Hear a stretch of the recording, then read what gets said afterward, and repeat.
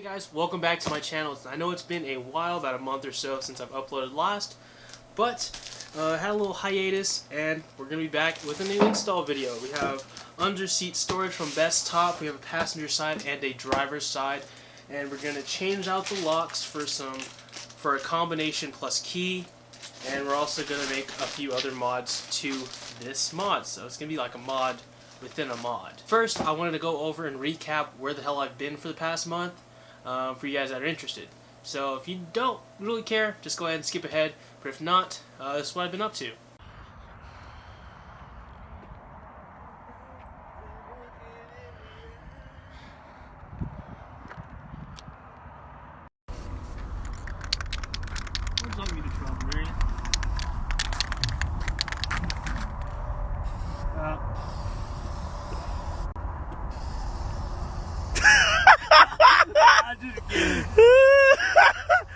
Oh, that was almost left. That almost. Oh! My voice is smooth.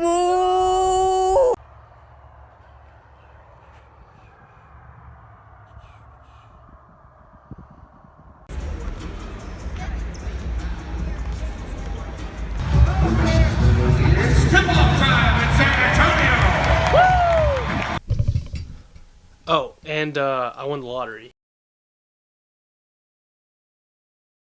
Alright, so inside, well, there's a little envelope taped to the top that has a bunch of paperwork, some zip ties, some extra screws and hardware, and has a key. So you put in the key, turn it, open it up, and inside there's some mounting brackets. Let's see, there's a bracket there, another bracket here, some bubble wrap we won't use. And inside there's this felt carpet that I'm going to replace with black because blue just really doesn't do it for me. It doesn't match my Jeep at all. So I got some inexpensive carpet in the mail. And also this is all wrinkled up. Probably could iron it or something, but I'm just going to put in some new carpet. Each of these are pretty much identical. Just the difference will be the way they orient. As you can see, they have different angles. They're just flipped, if that makes any sense. So we're going to work on this one at a time, installing these new locks. Now I got these locks from Amazon. Now, again, there will be links in the description below to all the products I use. And this lock will replace this key lock just because I get scared I'm going to lose all these keys. And if I lose a key and I lock something actually important here, then it's a whole big process of trying to break into my own security. So I got this lock off Amazon. You have your combination lock, plus you have a key that will work to unlock it also. You can change the combination at any time. You're able to clock these each direction, which is good because again, these are opposite, so one will have to be facing this way and one will have to be facing the other way. But I believe you can clock it any direction you want. But we're going to dive down and see how that actually works a little bit later. So let's go ahead and get right into it, and we'll just work on one of them at a time. On the other bench, it's kind of slanted and terrible. So we're going to go ahead and work on this side first. You can see there are 4 Phillips head screws here. Just taking my stubby number 2 Phillips head screwdriver. Try not to strip these, because if I strip them, then I will be screwed. So I'm just going to try to carefully go around and release these. That should take off this kind of cover, and then I should be able to access the nut that holds in the lock.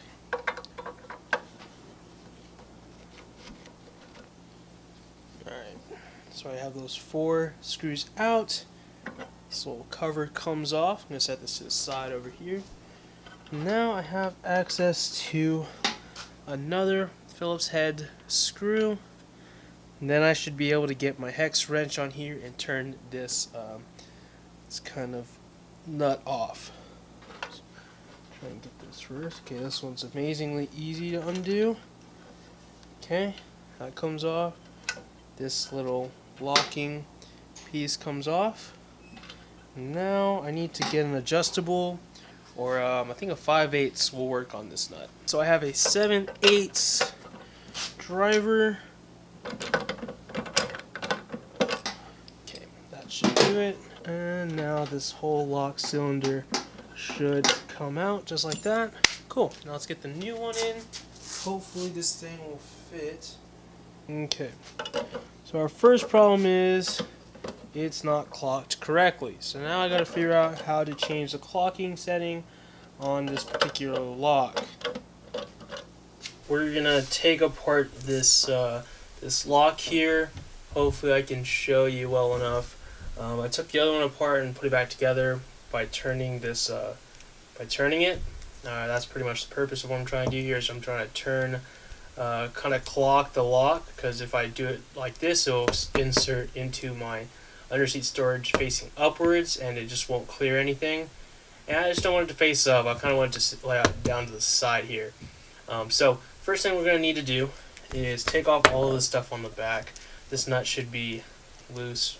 When you buy it, there is a kind of a stop cam right here.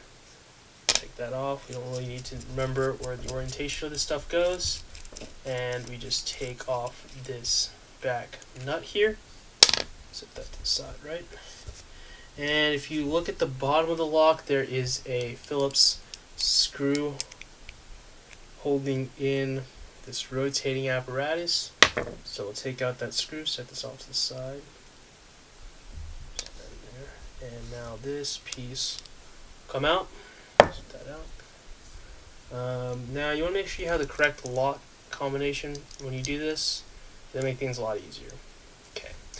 So now we're going to take these 4 screws and undo them. Now I'm going to take this whole back piece and set it to the side. Alright, so now you want to look at how everything lines up here. As you'll notice, there is a kind of a void right here, and then the number 5, another void, 5, void 5, void 5. So those all need to match up, or when you put it back together, it just won't, all the numbers won't be correct. It's going to get really complicated what I'm saying right now, but the numbers will change. So the numbers won't be true to what they were when you set the combination. So if you set the combination to 1, 2, 3, 4, and you take it apart and you mess with all these dials, the combination now open it might be 69, 42. You know what I'm saying? Anyways, so you just want to take this apart. This whole rod piece comes out, right? Set that aside. Okay. Now, this is kind of the most tricky part of this operation. I have 4 of these super small fine point screwdrivers. Now you guys may have a better tool for this, and there's a lock ring here. It's not a C-clip, so you can't use any of you can't use one of these guys on there. You can't use one of these C-clip, C-pin or C-clip pliers on it. It's just kind of like, imagine a key ring, and it's just one of those locking the outside ring. So now what you want to do is there's 2 tabs right here. One right here, and then there's one on the bottom. And you kind of want to pry your screwdriver in there to separate the lock ring, so it will allow you to kind of take out this lock in this main piece right here. Okay.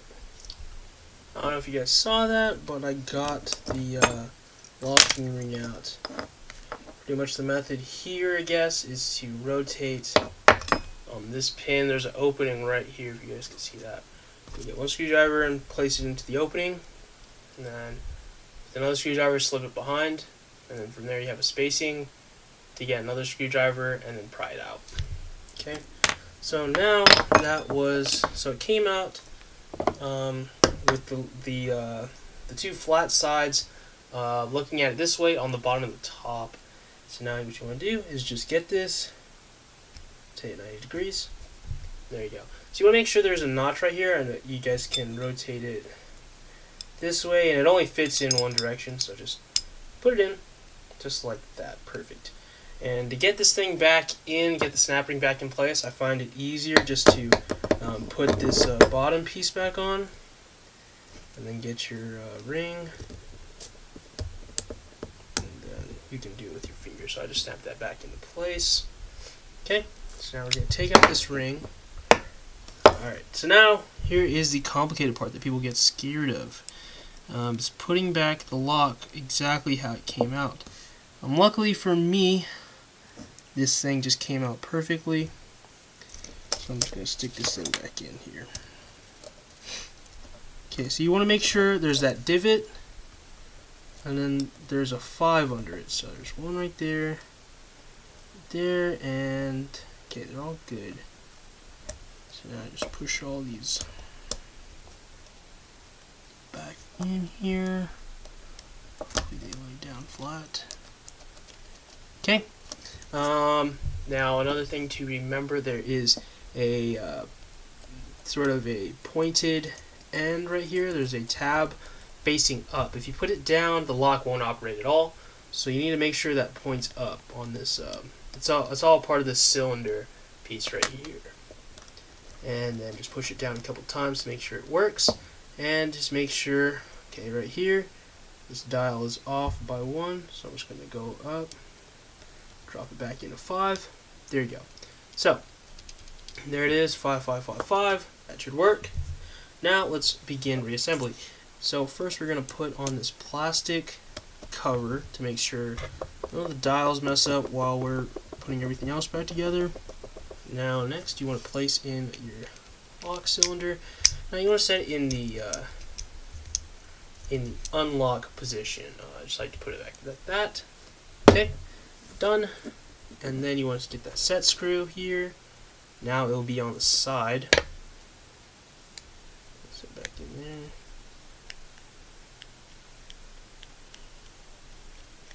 Again, just real snug with these parts. Nothing too crazy. Now, looking at the lock like this, in the open position, you want to put it down, I believe. Let's see. Yeah. Okay, so it should look like that. Now we are ready to put this into the console box, the underseat storage bins. So now we're ready to install it. So we're going to add this. This is the actual piece that locks it. So we're going to set it to the locking position. So that means this needs to stand straight up so it can hook onto the back side of the lid. I guess. Now I try to unlock it, and now we have another problem. There's not enough clearance. So we need to take an angle grinder and cut off some of this piece right here.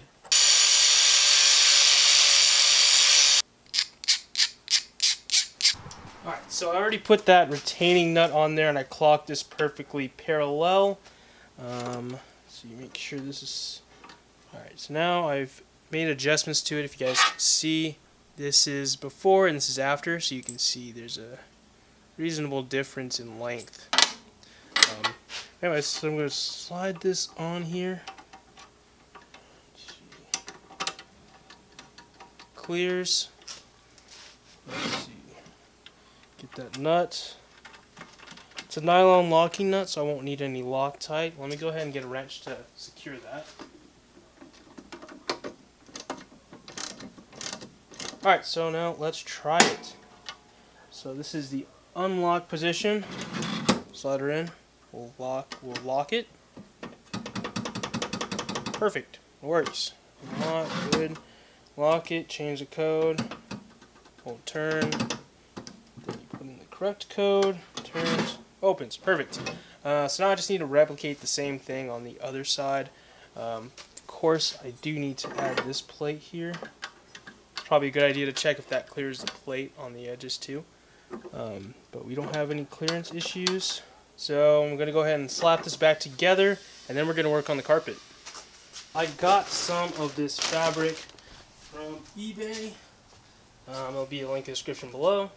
But pretty much it's 12 by 72, so I should have a whole lot of material left over. And that's perfect. This is, I guess, 12 inches long, deep. And now I just got to cut it along this line here. Try to eyeball it. Probably should have some fabric scissors as well. If anybody in the audience actually does fabric stuff, they're probably shaking their head, but it works out. That is our new piece. So I'm just going to go ahead and set this in there, and it's pretty much done. Now it is time to install these boxes into the Jeep. Alright, so now I already installed the passenger side. Now we have the driver's side to install. So here we go. So the first thing you want to do with the driver's side is get your brackets and line them up. The one that looks like the longer piece goes towards the front, and the other weirdly shaped one goes in the back here. Now there is some bolts provided here. I think I referred to them earlier as spare hardware, but this is actual hardware. There's none left over. So I'm just going to add a little bit of red thread locker to each of these bolts, or screws I should say. And it's not necessary, but I just like to do it. I didn't want any of these bolts to back out, and it would just be a pain in the ass. Take this out just to tighten up those bolts. So I'm just going to go ahead and attach all of these screws here, and then I'll check back in with you guys when it's time to actually install this inside the Jeep. There is a bracket you have to take off. It's pretty easy. So sit back, watch this time lapse, and I'll be back with you guys in 2 seconds.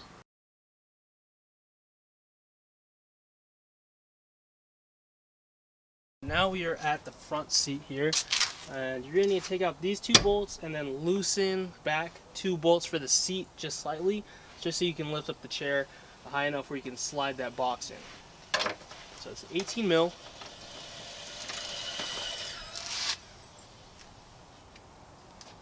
Might want to use a breaker bar, but whatever. So if you guys can see under the seat now, this bracket here, it comes off with 2 T30 Torx screws, one in the front, one in the back. It's going to be impossible to kind of get you a good camera angle to watch me remove it. Take my word for it and just use a T30. Okay, so now I'm going to go ahead and set my new box here, just like so. Leave the seat back, slide it under. I'm just going to get some anti-seize and put it on these seat mounting bolts. These like to rust in here, and they're a real pain in the ass. If it's your first time removing the seat, you may have seen that how tough it was to pull out these bolts. So just a little bit of anti-seize goes a long way. Might be some of you guys that want to add some Loctite. Do whatever you want. I'm adding anti-seize. Start finger, thread them in,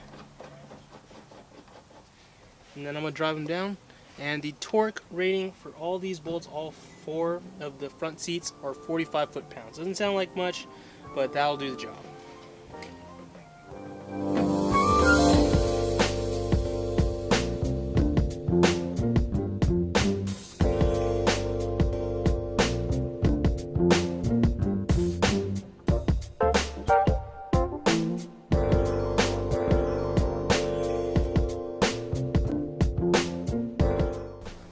Alright guys, that will be the end of the locking under seat console video. I hope you guys enjoyed. Hope you guys liked my customization of it with the new carpet and stuff.